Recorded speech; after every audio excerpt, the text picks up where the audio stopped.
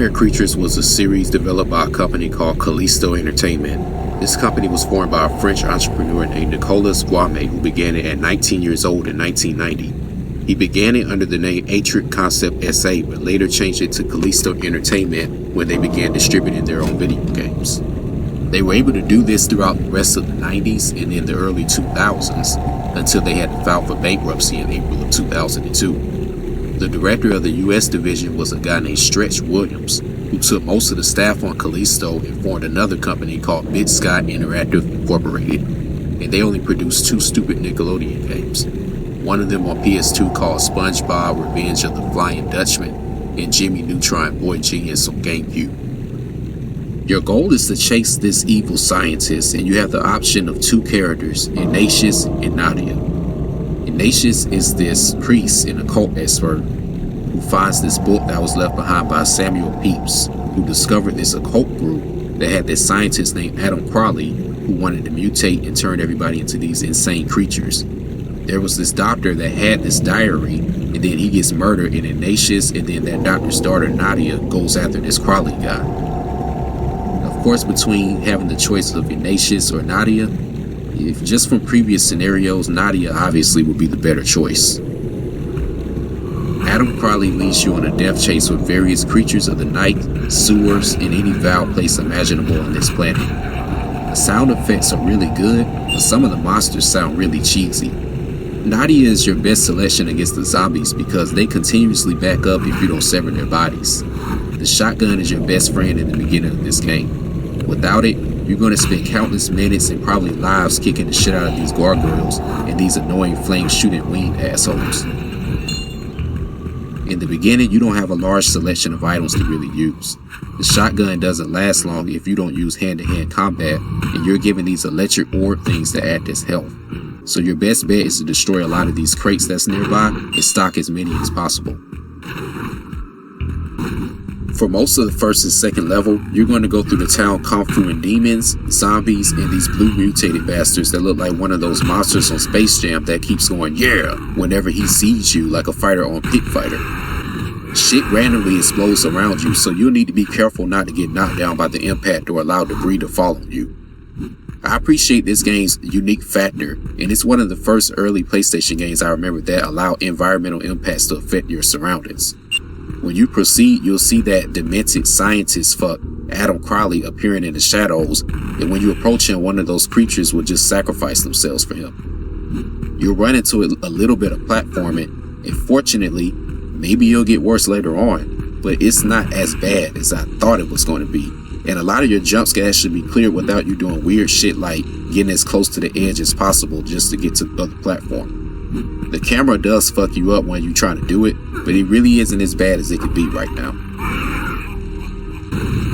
The hell is going on? Man, I had no idea what was going on with this multi-headed dragon. As soon as you're on screen, you'll get bombarded with flames. When you hit one of these branch pillars that's hardly noticeable, you'll see that he gets hurt, so you have to knock all of them down until he's available for combat. At this point, he has this swipe attack that's like a crocodile that saw an impala drinking from a river, and none of them strikes ever miss, and they can take like nearly half of your health. The key with this is to wait as usual, and you'll need to use block like I did if you want to manage to get close enough to him. Luckily, you won't fall into the water and die. That's kind of what I was afraid of at first, and you'll have these annoying zombies that'll come from the water to mess with you. It's kind of funny when they get knocked into the water whenever the dragon does his attack. You know, this whole battle reminds me of that stupid Hydra boss from Scorpion King Rise of the Arcade. Maybe this is his long lost son trying to seek revenge from his dad's ass getting kicked back in 2013. Your sewer level is typical, except this time it's a little confusing understanding where to go. Not as many aggravating enemies so far, except these giant fleas that like to hide behind crates, but you can stock enough shotgun ammo to take care of them, and then those horny blue mutated idiots. What the hell? Did this motherfucker just slap me? Oh shit, man. Damn, how are you supposed to kill this ugly bastard? Damn, okay. God damn it. Fuck, is it a switch or a lever I was supposed to discover back there? I spoke a little too soon regarding the platform, and this shit is pretty annoying. You have to not move back too much with the analog or you'll accidentally jump backwards into the water. You'll have the tendency to jump back whenever you shoot exploding barrels and then it'll automatically kill you. Damn, this is torture.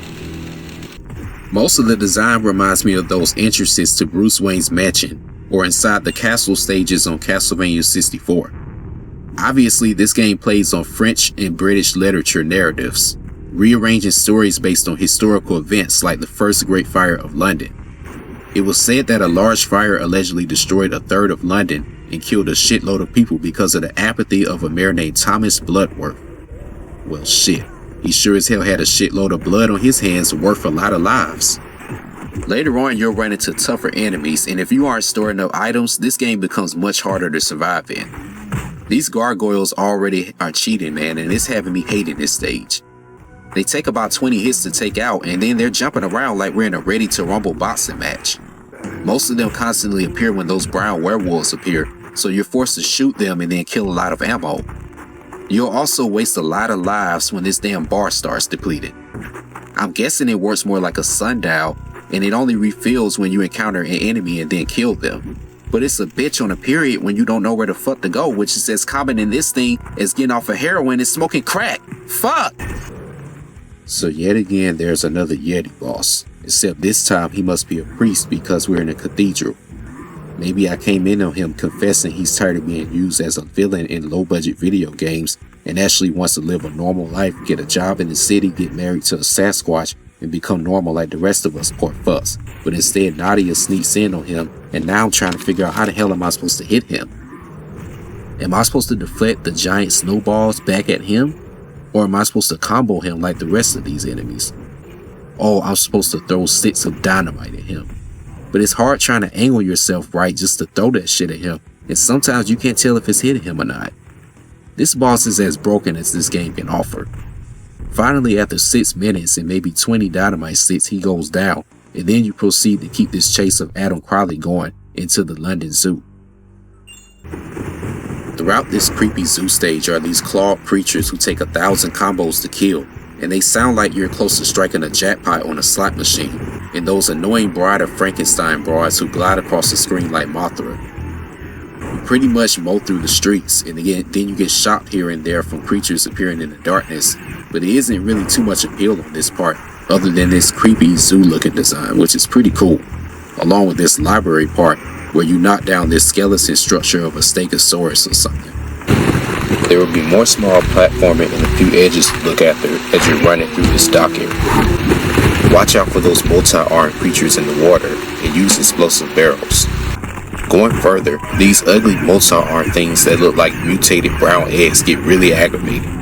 It's always like 2 or 3 of them that come at once, and they use a load of potions and shotgun shells to get rid of them. Damn. See? I'm wasting a lot of barrels and ammo just trying to get one of these bastards off of me.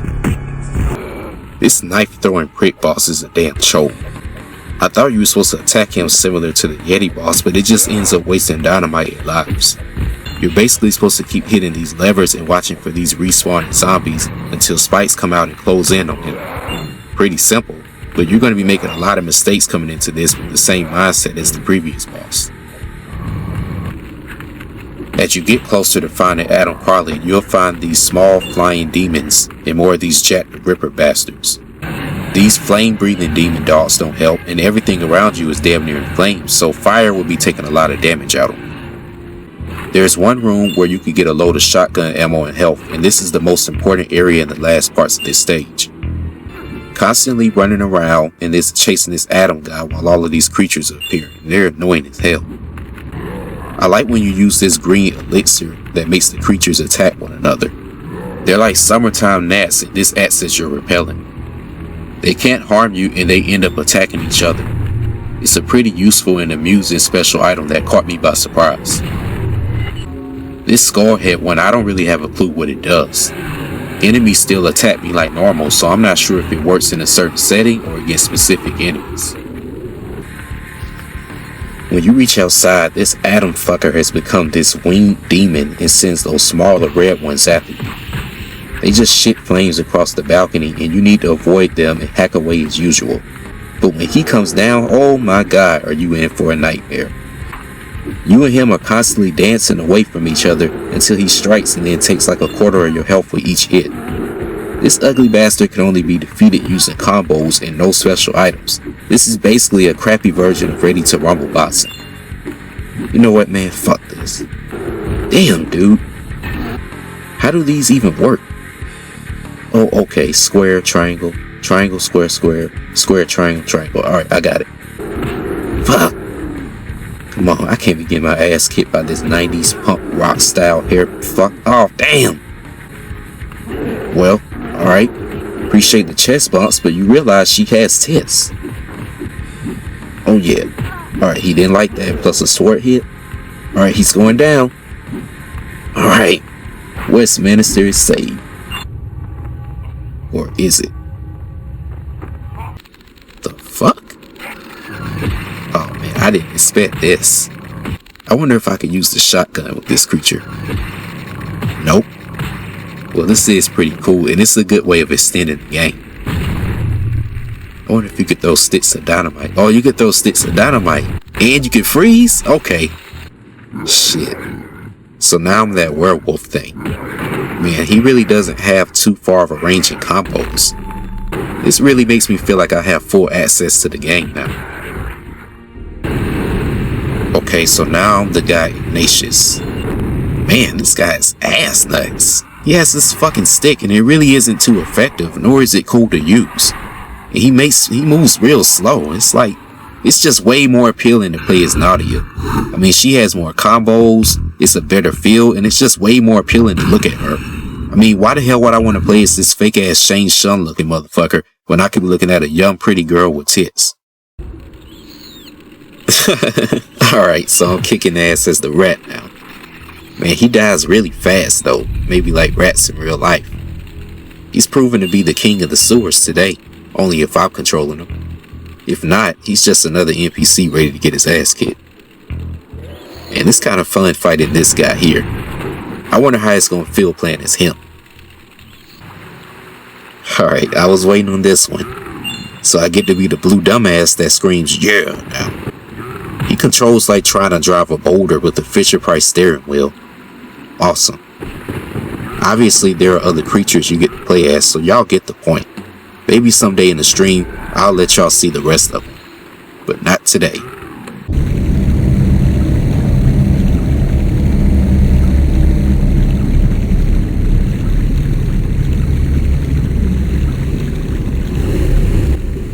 Wow. There's a hell of a difference between this and what I just experienced in the first game. Everything seems a little bit more elaborated in terms of style and gothic dark feeling. But believe it or not, the control feels worse, and I can't figure out why this guy's running like he's wearing a wet, soaking trench coat. Alright, so somehow Adam Crowley survived? Huh? I thought I killed that tap dancing idiot 100 years ago. Yeah, but apparently this Adam Crowley guy somehow survived all that and recreated these creatures again. And now one of Adam Crowley's patients is a guy named Herbert Wallace, I guess. And he survived some wild ass experiment and then decided to go on this rampage with an axe that he randomly summons. Man, thank God you do have this, because without this game would be completely balls. At first I thought he was using his fist and was posing as an axe, until I peeped closely and realized it was a silver handle and it was swinging back and forth. Moving feels stiffer than the previous game.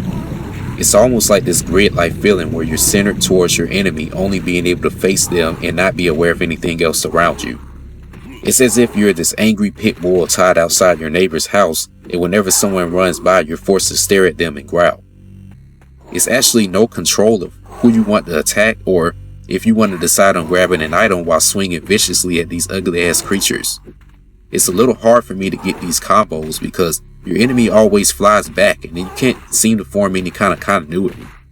You will also need to check all these rooms, lockers, medical beds saturated with some disgusting thing's blood for small keys, special items that aren't as noticeable as they are in the first game. I'm getting a little lost trying to see where to go. I mean, I got my brightness turned all the way up. Oh man, I'm about to die. Okay. Fall in the water, the effects feel real. I felt this cooling sensation go through my body like I jumped in the water in real life. Now swimming feels a little awkward. My initial thought was using the analog to swim, but instead you hold square to wade forward and then X allows you to resurface. I guess I'm so used to swimming mechanics on later video games, and I'm still shocked by the fact that there's a PS1 game that allows me to swim. You have a lot of level to go through as you find out what's really going on in this medical facility. It's tough to see, but there are always boxes or something that'll be in the way that you'll have to jump over if you want to see the rest of the level. Most of the time, they're obvious to see, but then later on, they become really confusing to see. Once you go down this ventilation chute, you'll see how much shit you need to have laid out in your mind. There are several rooms you have to backtrack along with doors that lead back towards other areas in the game. Regular zombies seem to always grab and gnaw at you before you can strike at them. They're your most common enemy throughout this entire game. Then you have these fucking swole ass creatures that always DDT you whenever you encounter them. They're the most aggravated so far because they block you and then they always require you to understand these confusing combos. If not, you're going to end up wasting a shitload of healths and special items trying to defeat them, or you'll just waste a lot of time attacking them when it's unnecessary. Most of this time you're going to spend backtracking where you are and get used to looking at these damn chain cutters and these keys. And this game, I guess, does you a favor by not allowing you to waste special items when enemies aren't around.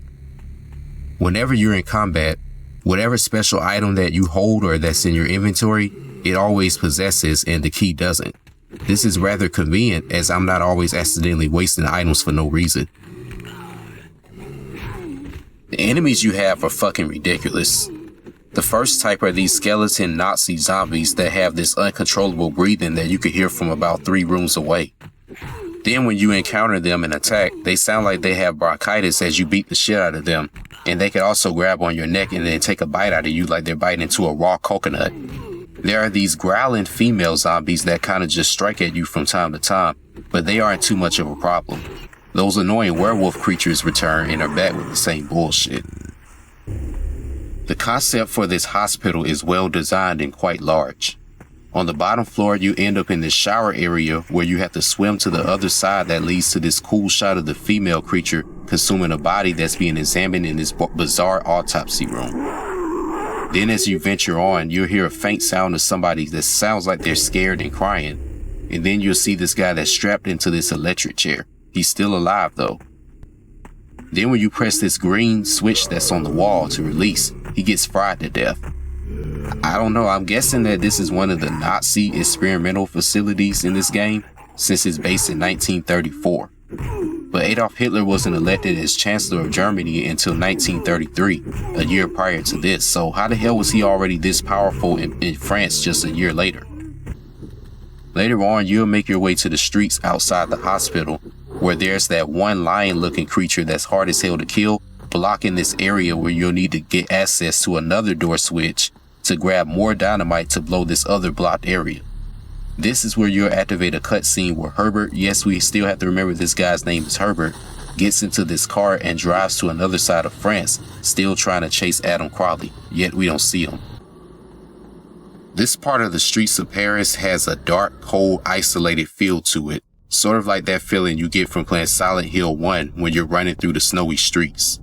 You then run into this barrier where you'll need to find this ledge in order to hop this gate to fight this creature that looks like it was birthed by Bill Goldberg and a fucking toad. He takes about 100 hits to take out, and you're so limited on your special items trying to preserve them for whatever comes later. He does this suplex-like move that crushes your spine and always counterattacks your combos so accurately. Hell, fuck is going on? So I guess you can't force any battles into a corner because you end up slipping into your own glitch death trap. As you run through the streets, you'll find this door that opens into this creepy house where you'll hear this goofy ass psychotic laugh, and then all of a sudden you'll see this chainsaw wielding nutcase that's waiting for you. Get used to that laugh because it'll help as your point of navigation for trying to go into the right direction in this game. When you go upstairs, you'll find this area blocked by some dynamite sticks you discovered earlier, and find another room where you'll need to find another key that you'll have to kill these bats to obtain. Soon you'll find a room where this bastard that looks like Adam Crawley's introverted son is hiding inside this closet, and he has this vicious knife combo that can do a lot of damage to you.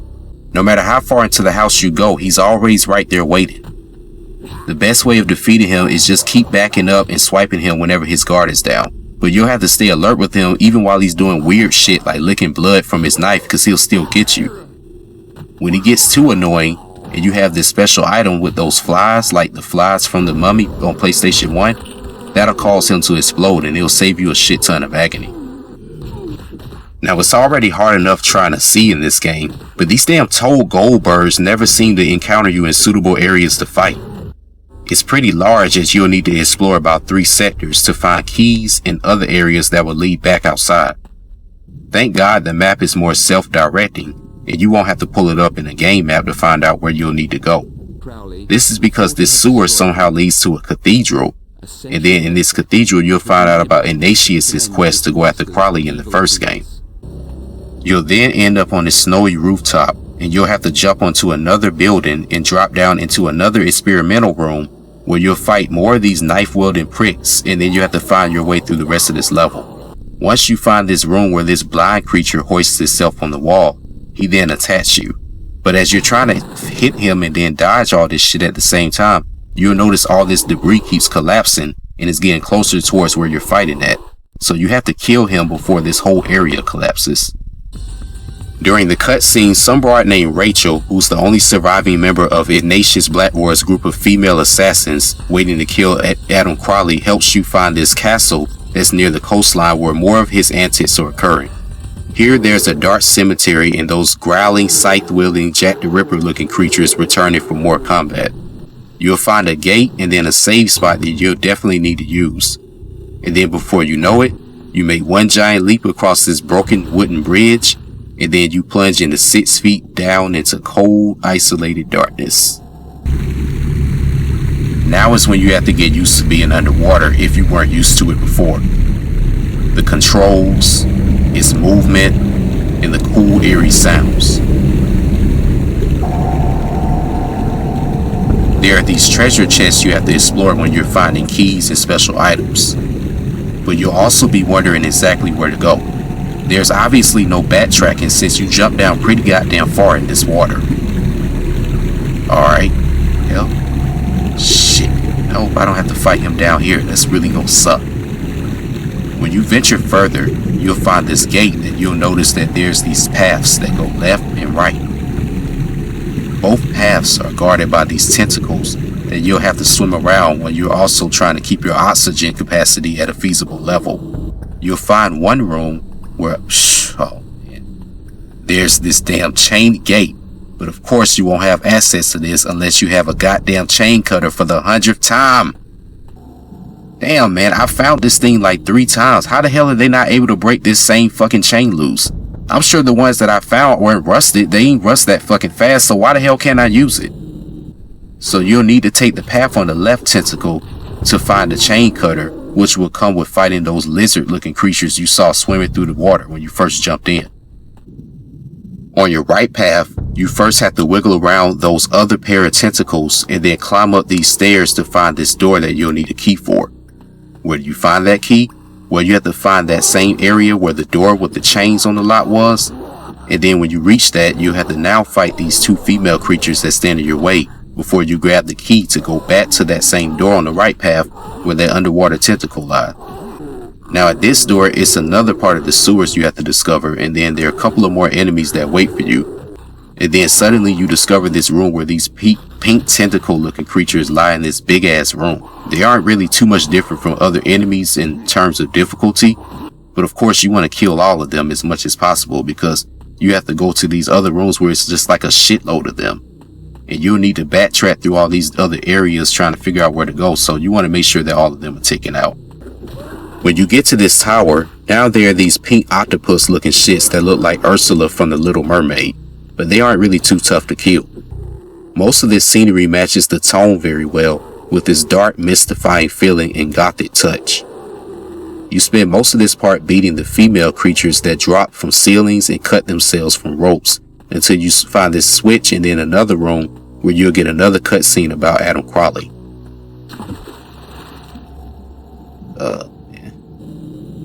I find it really inconvenient how you're just forced into these swimming parts, because the slightest crevice, I swear, will just drop you into a whole new world. But sometimes you have to be down here to find a key. Eventually, there's this main room, and trust me, you're going to remember this room, because it's like this examine table that has this white sheet soaked with blood on it, and you'll need to jump on this to reach this other room, where it's this giant cogwheel on this ship-looking area platform. It looks like you could just hit it, and then it'll just cause the wheel to rotate, but it doesn't do shit. So I'm guessing it's a piece I have to add to it. Guess what, man? Although it wasn't completely shown, I had to backtrack through like 3 different phases of this shit to find this random ass room that you would have never thought to look in. But it was this random room where you'll find this cogwheel piece that's sitting on this counter. When you first got to this stage, it's just no way in hell that you would have thought to go to this room. Especially when this giant bloody tablecloth room is like the first one that you see when you get in here. Once you solve this puzzle, you cross this bridge and then you climb up to this area in this creepy looking tower where you go inside, and then you suddenly are dropped into this other area where you're fighting another one of those wall mounted creatures. This one isn't too bad. At least this time you don't have to worry about an enclosure trying to move and squish you. You have to just continue comboing him, and then eventually you'll escape to reach Rachel, and then you'll meet her at this cinema located in Paris. Now we're back in the mean streets of Paris trying to find Crowley again and some information at a movie theater while fighting these fucking steroid gators and these chainsaw guys. And I mean a lot of them. Shit, if they get you on the ground, and they'll do this deadly move where this motherfucker impale his chainsaw right into your chest. Alright, that's enough of this goofy dumbass. Shit. There he is, back again as if he never died. Make sure you go underwater and grab this key. It will be needed in order for you to unlock this door inside the theater later on. You'll just need to get through these bastards, and then of course him. Later you will find the theater, and you will need the corridor around these zombies and take out this knife guy. So you go inside this room that's showing what looks like Bram Stoker's Dracula, and then fighting all these annoying sounding mummy looking things. But then you grab a key and you have to find another door that it unlocks here. This door leads to a large part of the theater where it suddenly explodes, and then you'll discover a letter that reveals Rachel escaped from this area, and now you gotta find some rooftop. Before heading back to the streets, you'll have to find some dynamite in this room, and then blow up this barrier to reach the rooftop. Up here, it's fucking dark, and all you hear are these weird ass growling sounds and thunder. Hell, it's so dark, you'll get confused on where to jump towards. Fuck! You'll have to make these damn near impossible jumps that aren't guaranteed clearance either. Let me just find this other ledge. Oh shit, man, I hate this part. Afterwards, you'll get a cutscene where it'll show that Rachel gets kidnapped, and then you'll see this strange octopus looking creature coming after you, and then you'll have to run into this building for cover. Then you'll have another scene where your character actually gets into a car and then drives off. Now that would have been cool as hell to have that advantage in this game. Maybe they could have made it similar to when you're driving the tank on GoldenEye for N64, where you could have been running over zombies and shit. That would have been really cool. One area that gets strange is this dark cobweb cavern, where this dark spirited creature slaps you around, and it's hard trying to stay up. It's better really to start using your special items by this point in the game. Once you go above this graveyard, you'll start collecting a bunch of items and then running around beating more zombies' asses and then this dark thing. Then you'll run into this room where you'll hear this screaming going on that's much different from any other crazy sounds you've heard in this game so far. And then suddenly this Christ-wielding dildo bastard who looks like the village chief's father on Resident Evil 4 appears out of nowhere. I don't know what the fuck is going on with him, man. Every time I try to use a regular attack, it doesn't do shit to him. Damn, I can't get him on the ground for fuck's sake. The fuck is going on here, dude? Shit is taking forever. Oh, okay, I get it. So he's like that Adam Crowley motherfucker in the first game. You have to beat him only using combos. So be prepared to keep going triangle, square, square, or square, triangle, triangle. When you defeat the graveyard boss, you're back in the sewers and you're swimming from one area to another trying to find more keys and more doors and everything. This guy has to be swimming in sewage, waste, and shit, I would assume. I mean, how the fuck is he even breathing in this shit? And his coat, man, his fucking coat has to smell like fucking hippopotamus nuts by the time he gets on land and dries. You keep going through more corridors and shit until you reach this subway looking area, and you see it's blocked by what looks like a bunch of live wires. Can I go through this? Shit. Oh shit, I guess not. You grab the key located by the train stop with St. Martin written on the wall, and then you go down the train track and run into those lizard guys again until you reach this part where you have to cut this chain and then grab a bunch of special items that you'll need. Then you have to find one more key to escape, and then it will lead you to the Eiffel Tower. So you get up this ladder and these two purple creatures wait for you. Kill them and get ready to go up these stairs, which are the longest stairs you've ever climbed in a video game. You'll need to grab another key that opens a door where you'll find more creatures you'll have to kill while climbing this tower. And then grab these chain cutters that'll unlock a door where you'll find more weapons to go back upstairs, where then you'll have to get a crowbar from this zombie you'll kill. Then you have to climb your way back further up, making these wild ass platforming jumps, killing more creatures that spontaneously appear. Once on the top, you'll have to use the crowbar to pry open the ventilation shaft, and then grab the hydrant wheel, which douses out these flames blocking this elevator that actually ascends even higher than where you already were. On the very top of the building, you'll see the entire city view, which is pretty cool. And you'll need to climb more ladders, and then you have to climb up this structural beam that falls. You finally reach the top, and then you see the full body of that octopus creature that's been fucking with you this entire game. Man, this has to be one epic battle considering how long it's finally took to reach this bastard.